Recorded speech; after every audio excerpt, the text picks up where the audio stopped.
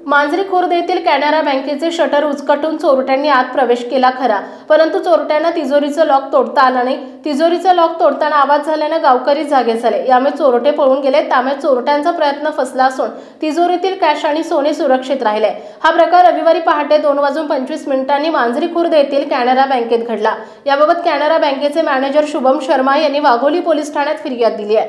तरुण पोलिसांनी दोघा चोरट्यांवर गुन्हा दाखल केला आहे। याबाबत पोलिसांनी दिलेल्या माहितीनुसार मांजरी खुर्द येथील कॅनरा बँक बंद असताना रविवारी पहाटे 2:15 वाजण्याच्या सुमारास दोघा चोरट्यांनी बँकेचे शटर आणि ग्रिलला लावलेले कुलूप तोडून आत प्रवेश केला। आतमधील बँकेची कागदपत्रे अस्तव्यस्त केली। बँकेच्या तिजोरीचे लॉक तोडण्याचा प्रयत्न केला।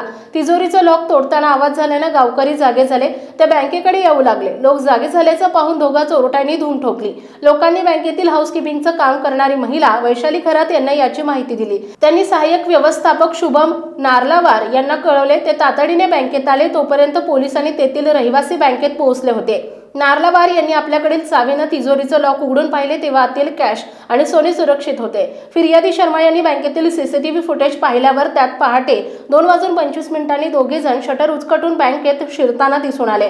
सीसीटीव्ही फुटेजवरून चोरट्यांचा शोध सुरू असल्याचं वाघोली पोलीस ठाण्याचे वरिष्ठ पोलीस निरीक्षक युवराज हांडे यांनी सांगितलंय।